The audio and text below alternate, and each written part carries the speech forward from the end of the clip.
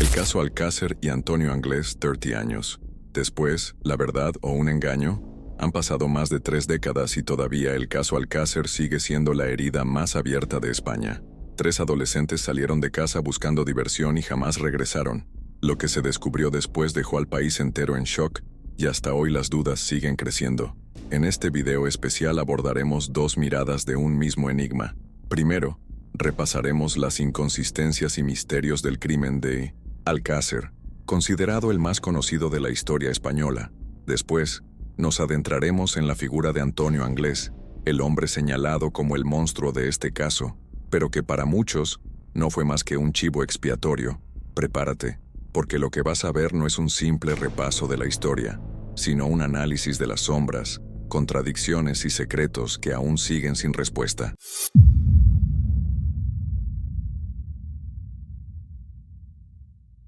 ¿Y si todo lo que creías sobre el crimen de Alcácer fuera solo una verdad a medias? En el video de hoy, regresamos a uno de los casos más estremecedores de la crónica negra española, el asesinato de Miriam, Toñi y Desiré, 3 adolescentes que salieron una noche de 1992 para nunca más regresar, y cuyo destino dejó una huella imborrable en la historia del país. Pero lo que vamos a analizar no es solo lo que ocurrió, sino las sombras, las inconsistencias y las teorías que hasta hoy dividen a la opinión pública. ¿Cómo es posible que en las pruebas aparecieran rastros de múltiples perfiles genéticos si oficialmente solo 2 hombres fueron acusados? ¿Por qué algunas evidencias, como el hallazgo de un diente humano años después en La Romana, ponen en duda la investigación inicial? ¿Fue Miguel Ricart realmente el autor confeso o un chivo expiatorio usado para cerrar el caso? ¿Antonio Anglés murió en alta mar o alguien lo ayudó a escapar y sigue vivo bajo otra identidad? ¿Qué papel jugaron los medios de comunicación que convirtieron el dolor de unas familias en un espectáculo nacional? Prepárate, porque este no es un simple repaso histórico, es un viaje a las grietas del caso Alcácer, donde las preguntas pesan más que las respuestas. Un enigma que a más de 30 años sigue alimentando debates, documentales, investigaciones y sospechas de encubrimiento. Si aún no estás suscrito, únete a nuestra comunidad y activa la campanita. En Enigmas sin resolver, seguimos cada pista, cada detalle oculto, porque la verdad, aunque intenten enterrarla, siempre encuentra la manera de salir. Antes de continuar, queremos saber de ti. ¿Crees que el caso Alcácer fue resuelto o que todavía quedan responsables en la sombra? Déjalo en los comentarios y comparte tu teoría. 13 de noviembre de 1992. Alcácer, Valencia. 3 adolescentes. Miriam García, Toñi Gómez, Desiré Hernández. Salir de casa para ir a una fiesta en la discoteca Color de Picassent. Sin transporte directo, detienen el tráfico, un gesto común en aquella época. No regresan. Lo que empieza como una desaparición juvenil se convierte en una búsqueda nacional. Carteles, redadas policiales, registros en las montañas, vecinos movilizados. 27 de enero de 1993, 2 apicultores localizan un hoyo en el barranco de La Romana. Allí, bajo la tierra y la vegetación, yacen los cuerpos. España está en shock. La imagen idílica de un país moderno choca con la brutalidad descrita en los informes forenses. El caso deja de ser local, se convierte en un fenómeno social, legal y mediático, cuya oleada se extiende por décadas, planteando preguntas que aún resuenan en cada nueva generación que descubre la historia. Las cámaras de televisión captan el dolor. Los programas interrumpen las rutinas para transmitir en vivo el duelo de las familias. De tú a tú, entra en el domicilio de una de las víctimas pocas horas después del hallazgo. El efecto es inmediato. Récord de audiencia, críticas por sensacionalismo y un debate que define la relación entre la delincuencia y los medios de comunicación en España. La narrativa oficial toma forma rápidamente. Miguel Ricartes es arrestado el mismo día del descubrimiento.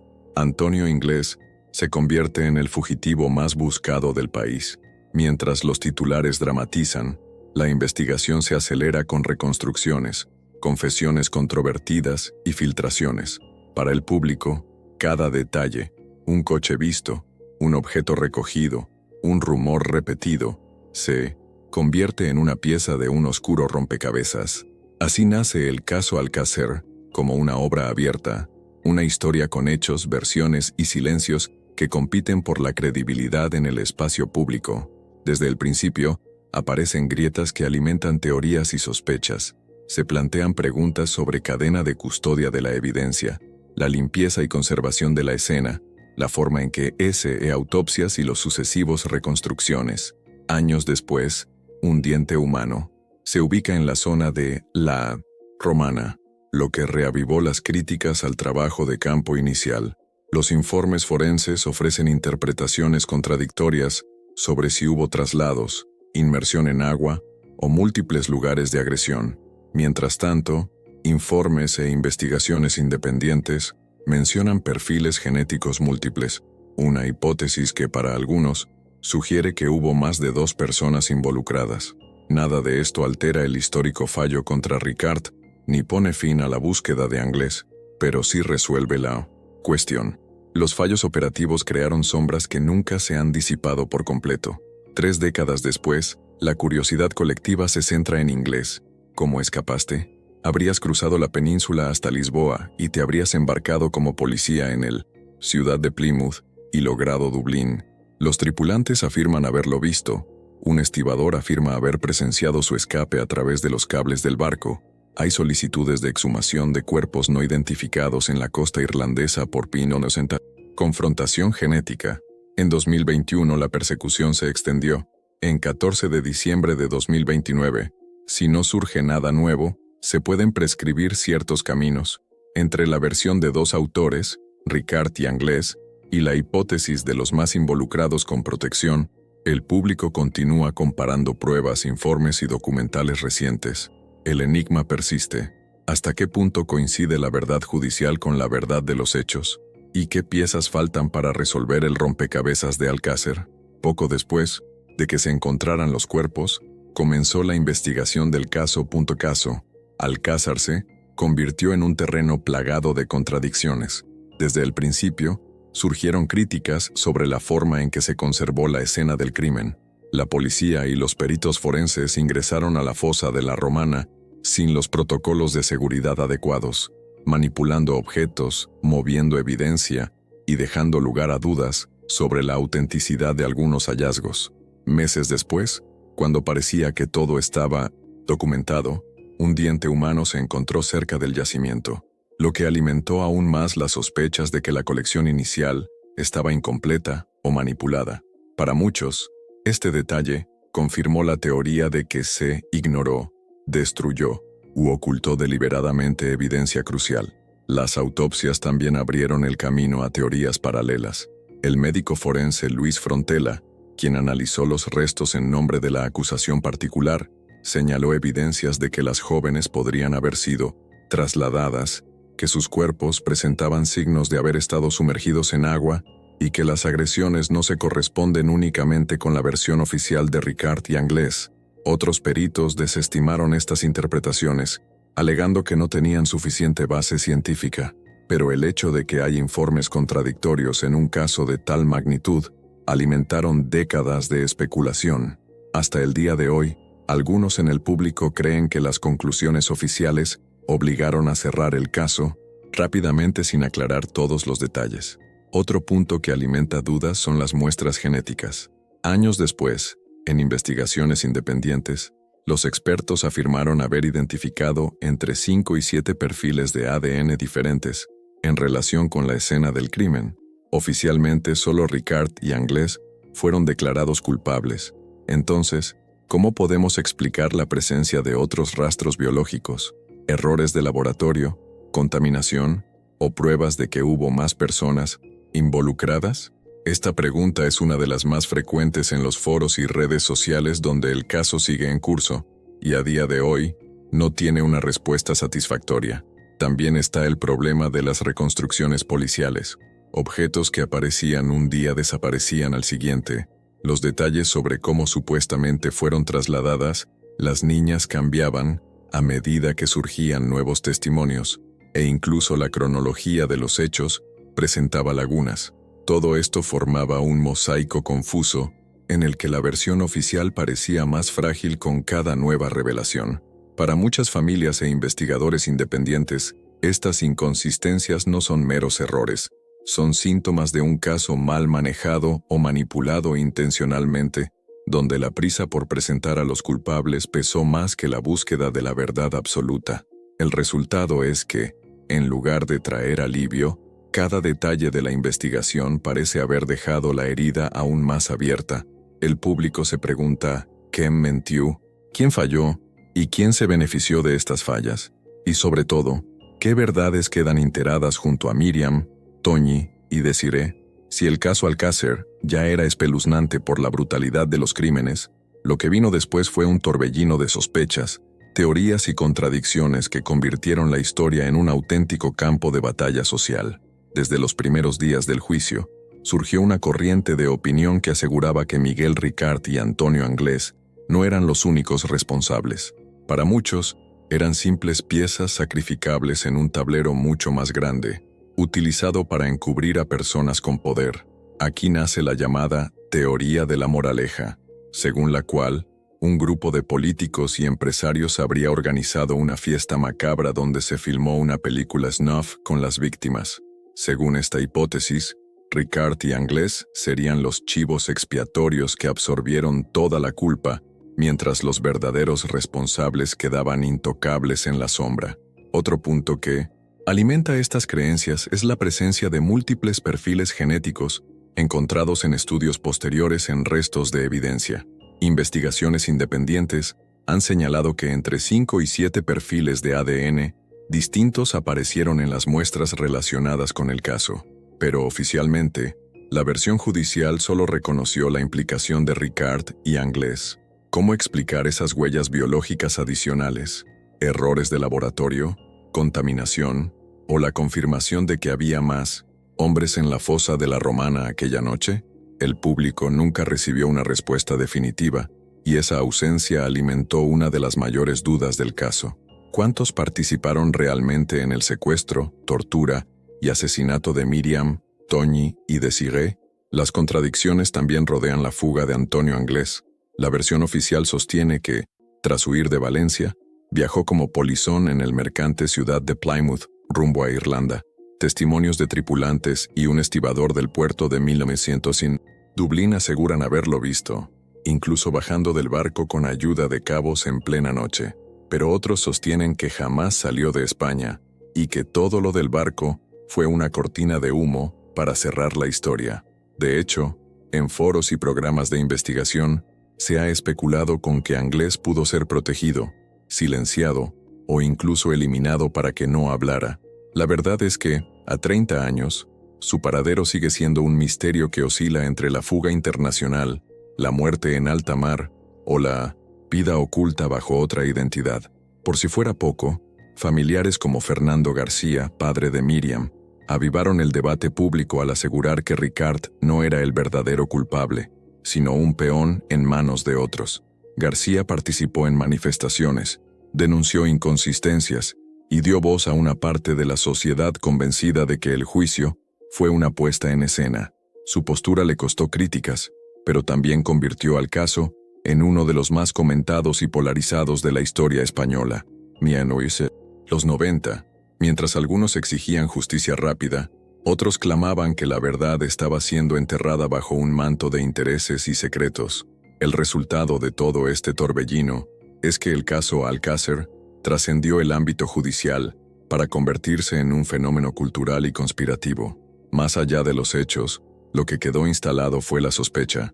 ¿Hubo encubrimiento? ¿Hubo más implicados? ¿Se fabricó una versión cómoda para cerrar un caso insoportable? Preguntas que siguen dividiendo al público y que hacen del crimen de Alcácer un enigma eterno en la memoria colectiva de España. En 1997, el caso Alcácer llegó finalmente a los tribunales en medio de una presión mediática sin precedentes. En el banquillo de los acusados estaba Miguel Ricart, señalado como uno de los responsables directos del secuestro, tortura y asesinato de Miriam, Toñi y Desiree. Mientras tanto, Antonio Anglés continuaba fugado, convertido en el hombre más buscado de España. El juicio, que debía ser la instancia definitiva para esclarecer la verdad, terminó sembrando aún más dudas. Ricard confesó su implicación, pero más tarde afirmó que lo hizo bajo presión y coacciones, llegando incluso a denunciar que había sido víctima de malos tratos durante los interrogatorios. Sus declaraciones estuvieron llenas de contradicciones. En algunos momentos aceptaba la participación, en otros, la negaba. A veces decía que Anglès era el verdadero autor de la violencia, en otras, se atribuía parte de la responsabilidad. Estas inconsistencias hicieron que muchos vieran en Ricard a un chivo expiatorio, un hombre marginal, al que resultaba fácil culpar en un país ansioso por la justicia. El tribunal lo condenó a 170 años de prisión, aunque en la práctica, y debido a los límites del Código Penal, debía cumplir un máximo de 30 años. Pasó 21 años tras las rejas, hasta que en 2013 fue puesto en libertad gracias a la anulación de la doctrina Parot, una decisión judicial que acortó la estancia en prisión de múltiples reclusos en España. Su salida reavivó la polémica. ¿Debía un hombre condenado por crímenes tan brutales estar en libertad? Para algunos, era un insulto a la memoria de las víctimas. Para otros, era la prueba de que Ricard nunca debió cargar solo con tanta culpa. Durante el juicio, los familiares de las víctimas, especialmente Fernando García, padre de Míriam, se sintieron frustrados y desamparados. García llegó a pedir que el proceso se retrasara, convencido de que no se habían investigado todas las vías y que había más implicados. Incluso organizó manifestaciones en Alcácer, en las que cientos de personas reclamaban una investigación más profunda. Pero el tribunal, decidido a cerrar el caso, avanzó sin contemplar esas exigencias. El resultado fue un juicio que, aunque resolvió legalmente la situación de Ricard, dejó una enorme parte de la sociedad con la sensación de que la verdad seguía oculta. La cobertura mediática del juicio no ayudó a calmar las aguas. Cada detalle, cada palabra, cada gesto era amplificado por la prensa. Programas de televisión analizaban en directo las declaraciones, y la opinión pública se dividía entre quienes veían en Ricard a un monstruo y quienes lo percibían como un cabeza de turco de un engranaje mucho mayor. El espectáculo judicial se convirtió en parte de la herida colectiva, un proceso en el que la justicia parecía caminar de la mano con el morbo y el sensacionalismo.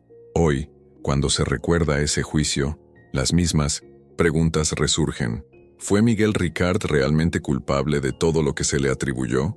¿O fue el rostro útil de una maquinaria que necesitaba cerrar el caso a toda prisa? ¿Hasta qué punto la justicia española buscó castigar? ¿Y hasta qué punto buscó proteger? Y sobre todo, ¿puede hablarse de verdad y justicia cuando una de las piezas centrales, Antonio Anglès, jamás llegó a sentarse en el banquillo?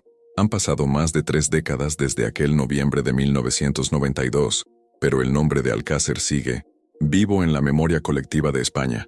El crimen ya no es solo un expediente judicial, es un espejo en el que el país se observa, confrontando sus miedos, sus fallos institucionales y hasta su manera de consumir información. Documentales recientes como el de Netflix y 2019 reabrieron las heridas y llevaron la historia a nuevas generaciones que no habían nacido cuando Míriam, Toñi y Desiree fueron asesinadas.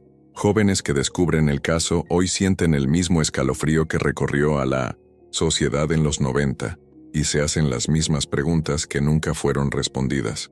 El impacto social del caso Alcácer también se estudia desde la perspectiva de género. Para la investigadora Nerea Barjola, la cobertura mediática del crimen sirvió para instalar un clima de terror sexual que condiciona la libertad de las mujeres en España. La narrativa fue clara: salir de noche, confiar en desconocidos, hacer autostop, podía acabar en tragedia. El caso, más allá de su brutalidad, se convirtió en una advertencia colectiva que marcó a toda una generación. ¿Fue un ejemplo de protección social o una herramienta de control sobre la libertad femenina?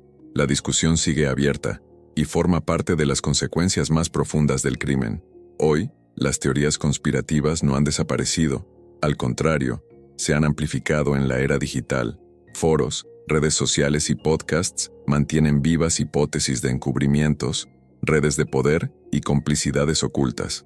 La fuga de Antonio Anglès, nunca resuelta, funciona como combustible constante.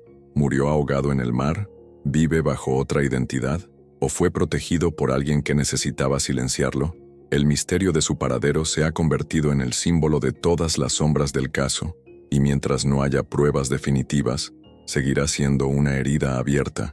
Legalmente, el caso podría cerrarse en 2029, cuando expire la prórroga de la persecución judicial contra Anglés. Si llega a esa fecha sin nuevas pruebas, la justicia española habrá agotado su capacidad de respuesta. Pero para las familias de las víctimas y para la sociedad, ese cierre administrativo no significará un cierre emocional. La herida de Alcácer no prescribe, porque no se trata solo de la condena de Ricard o de la huida de Anglés, sino de una sensación más profunda, la de que el país nunca recibió toda la verdad. El legado de Alcácer es oscuro y complejo. Es la historia de 3 adolescentes que soñaban con una noche de diversión y acabaron víctimas de una de las mayores atrocidades de la crónica negra española. Es también la historia de un sistema judicial cuestionado, de una cobertura mediática que cruzó límites éticos, y de un pueblo que aún hoy se siente engañado.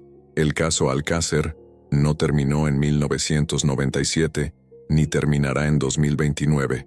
Seguirá vivo cada vez que alguien pronuncie los nombres de Miriam, Toñi y Desiré, recordando que detrás de las teorías, las conspiraciones y los debates, hubo 3 vidas que nunca debieron ser apagadas.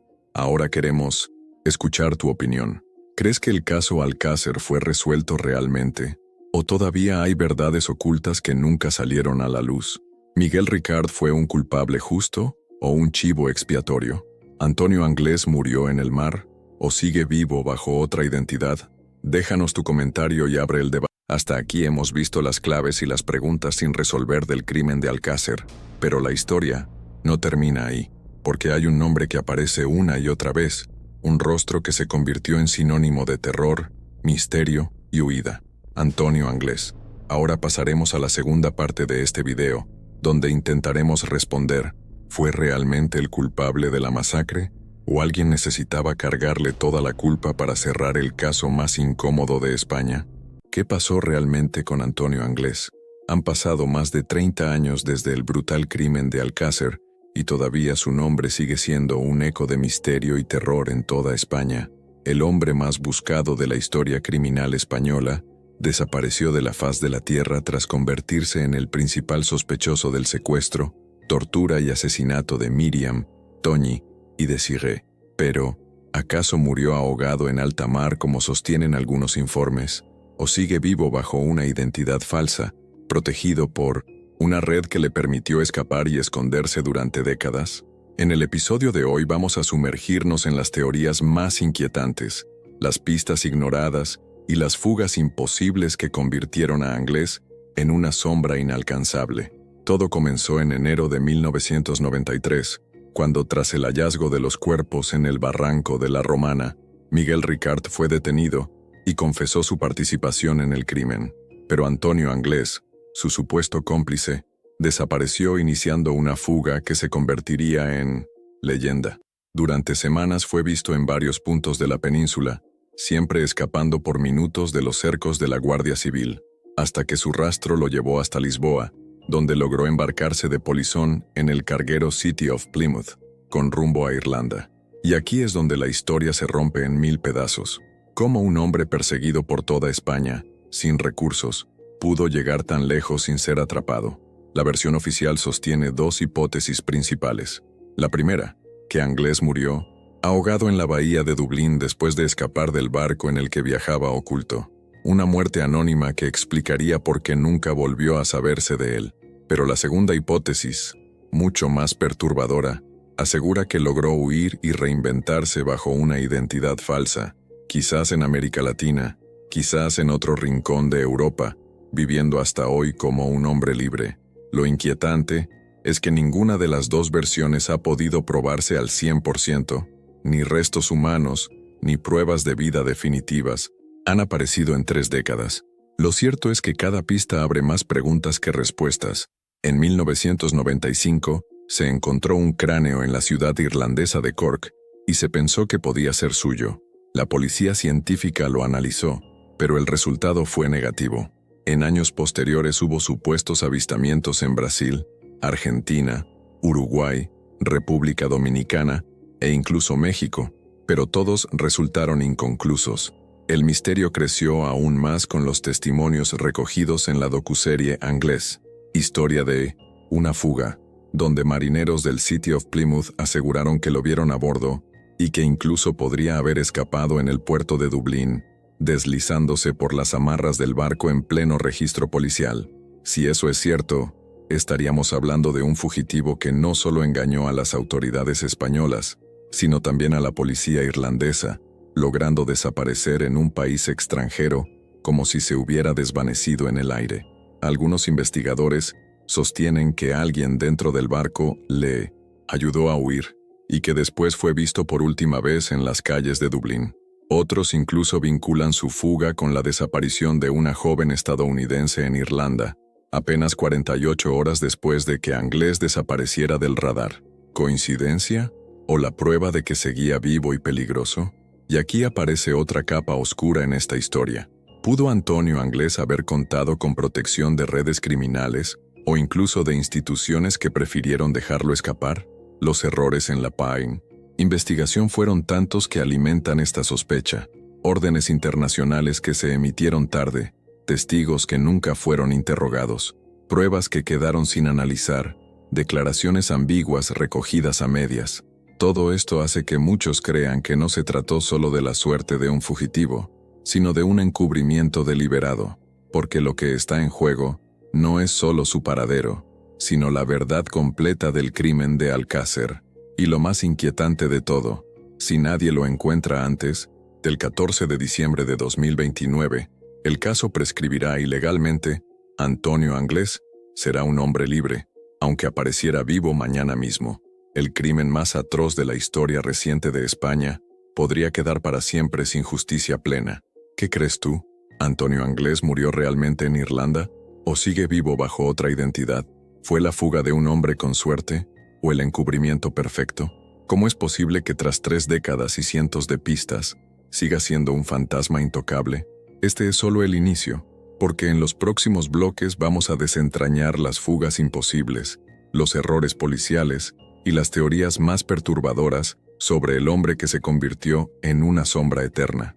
Antonio Anglés no solo es recordado como el fugitivo más buscado de España, sino también como una de las figuras más enigmáticas y oscuras del crimen de Alcácer.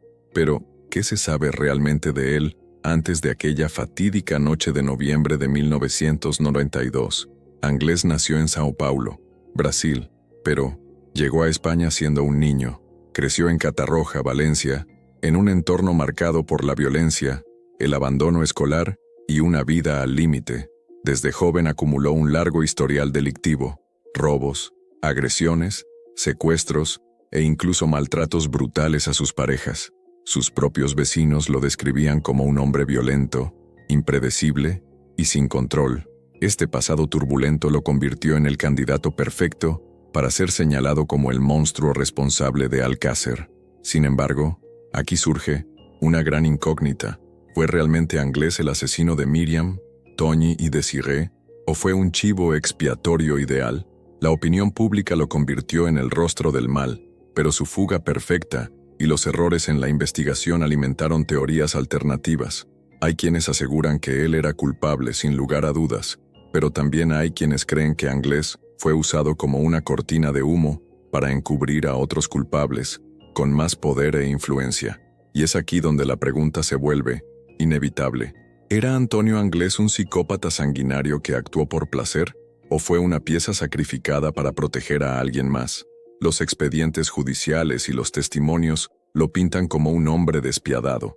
Se sabe que encerró a una de sus parejas en un armario durante 24 horas, que agredió brutalmente a su propia madre, y que incluso llegó a disparar un arma en plena vía pública.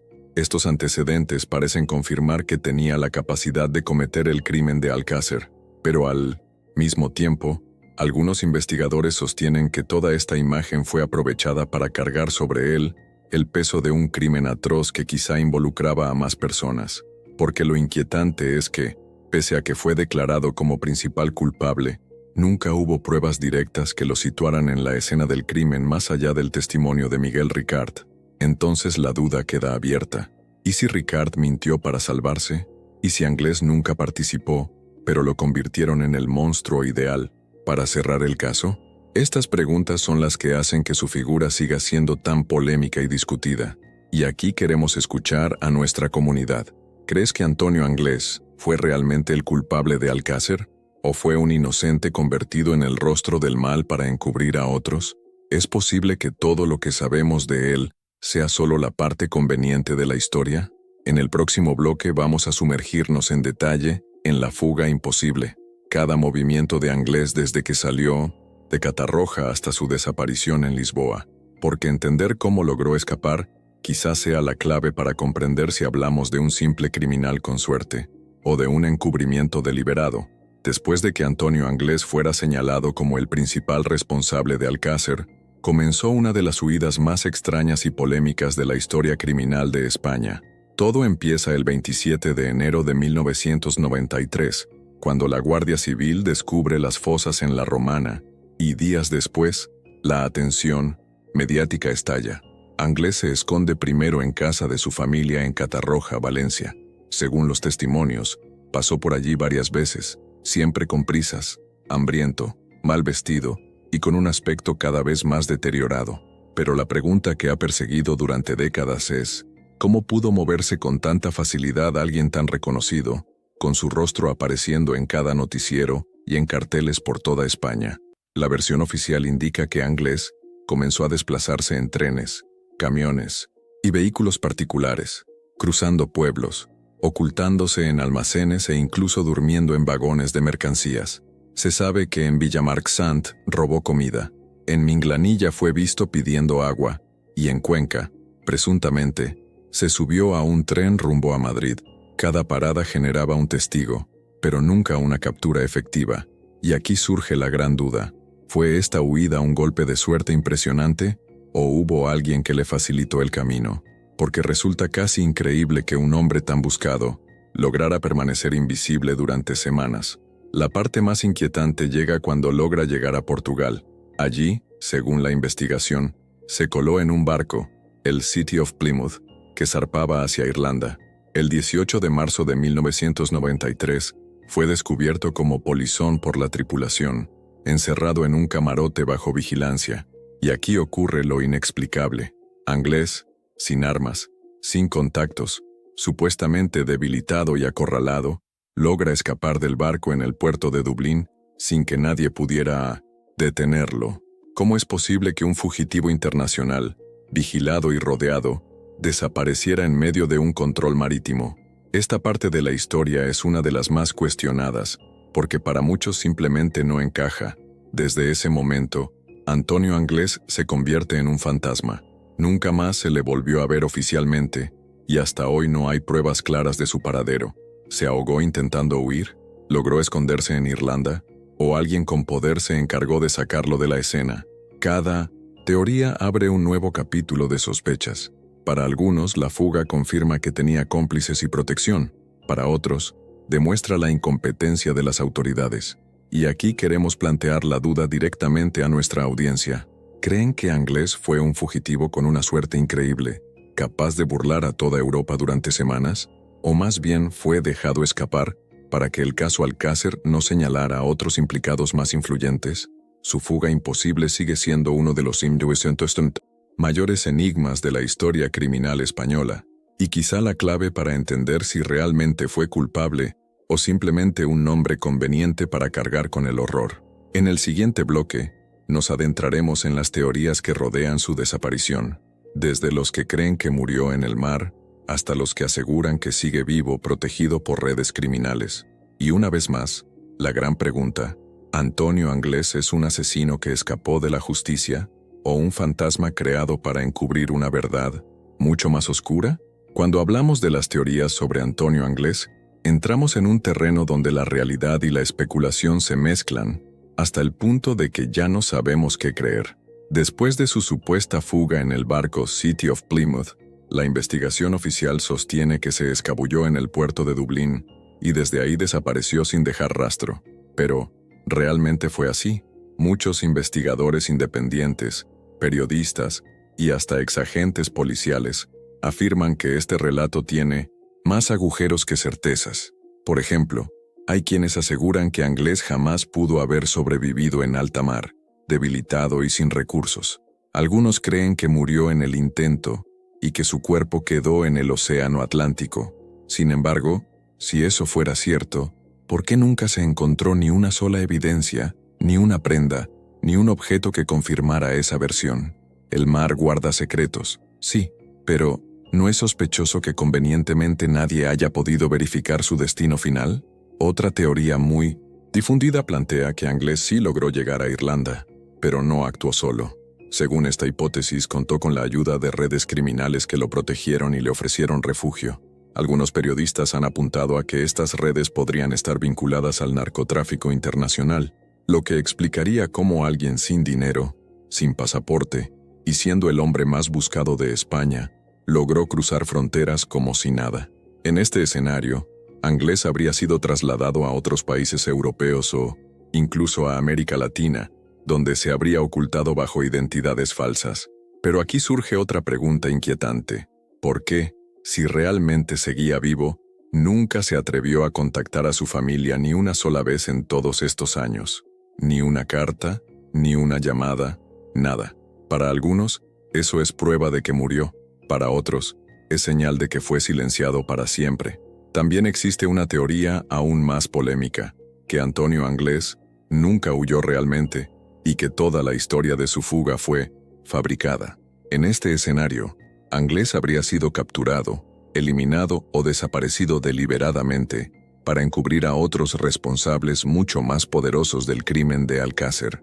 Hay quienes sostienen que se convirtió en el chivo expiatorio perfecto, alguien con un historial delictivo que podía cargar con todo el peso del horror y que, convenientemente, ya no estaba para defenderse ni aclarar su papel real. Si esto fuera verdad, estaríamos hablando de un encubrimiento de dimensiones monstruosas, en el que las instituciones prefirieron sacrificar la verdad a cambio de cerrar el caso ante la presión mediática y social. No menos inquietante es la teoría que dice que Anglés sigue vivo hasta hoy. En varios países se han reportado avistamientos.